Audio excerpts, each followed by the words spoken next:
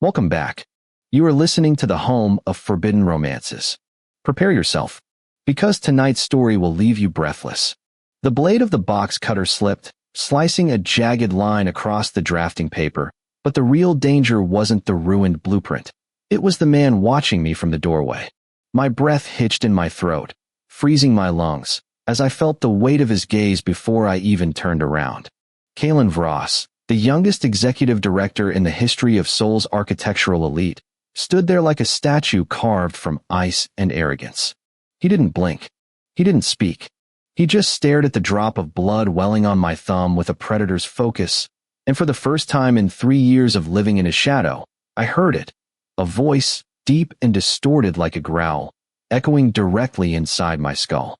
If he bleeds one more drop, I will tear this city apart until I find the thing that hurt him.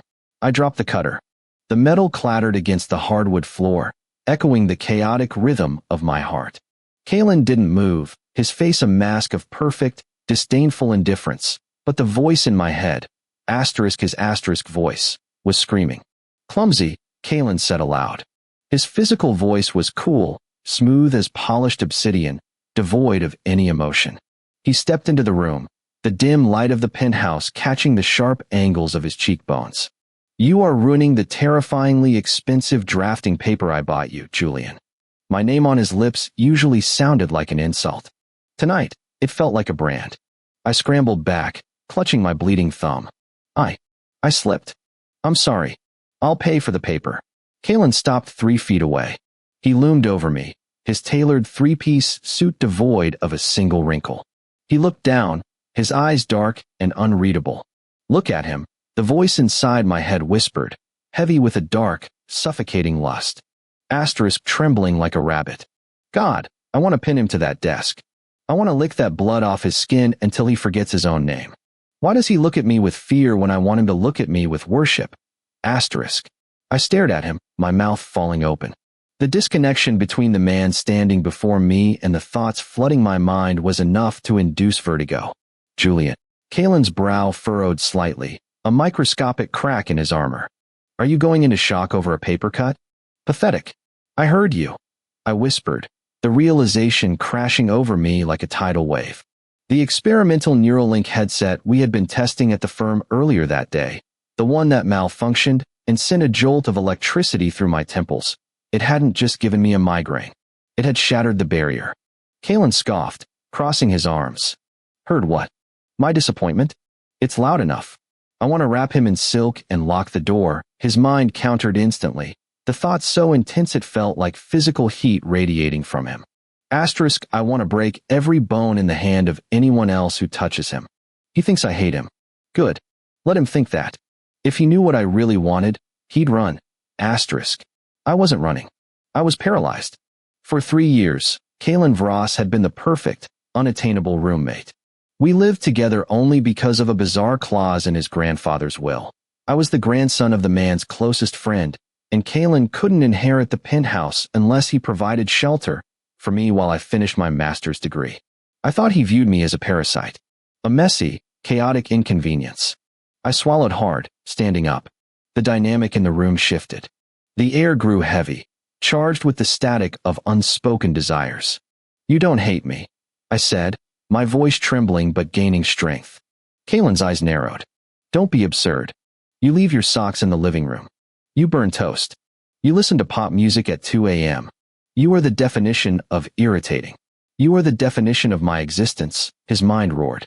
Asterisk, every time you smile at that barista, I imagine burning the coffee shop down.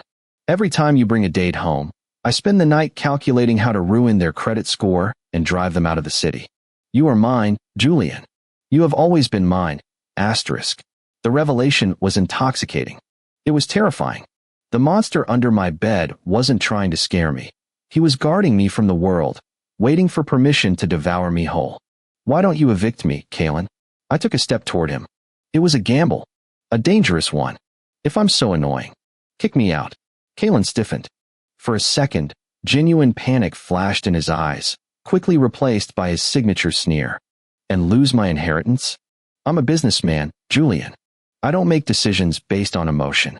Because if you leave, the silence will kill me, his thoughts confessed, a stark, lonely sound amidst the aggression. Because watching you sleep on the sofa when you forget to go to bed is the only peace I have. I closed the distance. I reached out, my uninjured hand hovering near the lapel of his suit. I saw his pupils dilate. The mental barrier was gone, and the floodgates of his restraint were buckling under the pressure. I don't think it's the inheritance, I murmured, looking up into his eyes. I think you're obsessed with me. Kalen grabbed my wrist. His grip was iron tight, painful but possessive. Careful, Julian. You're playing with fire, and you have no idea how much fuel I've been pouring on it. Tell him, his mind urged. Asterisk, take him. Right here. Ruin him for everyone else. Asterisk. Try me, I challenged. The air snapped. Kalen pulled me forward, slamming my body against his. The impact knocked the wind out of me, but before I could gasp, his mouth was on mine. It wasn't a gentle kiss. It was a starving thing. It was 3 years of repressed hunger, cold showers, and silent watching, all poured into one devastating moment. He tasted like expensive scotch and mint, and he kissed me like he was trying to breathe life into a drowning man, or perhaps steal the breath from one. I melted into him, my hands tangling in his immaculate hair, ruining the style he spent 20 minutes perfecting every morning. His thoughts were a chaotic storm now, a cacophony of finally, and images so explicit they made my knees weak. He broke the kiss, gasping, his forehead resting against mine. His composure was shattered. The ice prince was melting, revealing the desperate man beneath.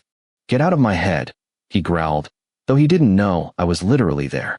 You have no idea how hard it is to keep my hands off you. I think I have some idea, I whispered, tracing the line of his jaw. I can hear it, Kalen. The headset today. I can hear everything. Kalen froze. He pulled back, holding me at arm's length. Horror dawned on his face. What?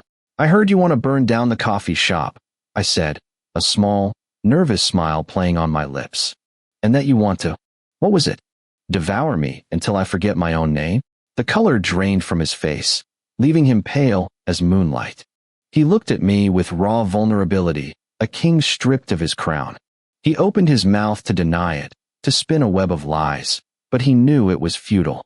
He knows, his mind whispered, the voice trembling. Asterisk, he sees the monster. Now he leaves. Now he runs. Asterisk. He released me abruptly, turning his back. Pack your bags, he said, his voice shaking. Get out. I'll transfer the money for a new apartment. Just go. I looked at his rigid back, the tension in his shoulders. He was terrifying, yes. Possessive, absolutely. But beneath the dark obsession was a profound, twisted devotion that I realized, with a jolt, I had been craving all along. I didn't want the polite smiles of the men I dated. I wanted this. I wanted the storm. I walked up behind him and wrapped my arms around his waist, pressing my face against the expensive fabric of his suit. No, I said firmly. Kalen flinched. Why isn't he running? I'm not going anywhere, I told him, tightening my hold. The coffee shop has bad service anyway. Burn it. Kalen turned slowly in my arms. His eyes searched mine, looking for fear, looking for disgust. He found only acceptance.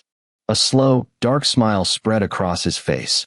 A genuine one, sharp and dangerous. You have no idea what you've just agreed to, he murmured, his hand coming up to cup the back of my neck, his thumb pressing against my pulse point. I will never let you go, his mind promised, heavy and absolute. Asterisk, you are mine now.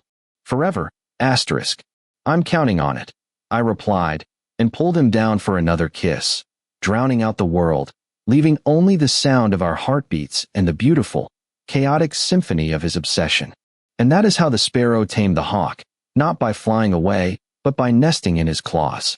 If you enjoyed seeing Julian take control of the monster, destroy that like button. And tell me in the comments, would you stay with a partner whose thoughts were that possessive, or would you run for the hills? I'll be reading your answers. Subscribe for the next chapter. Until then,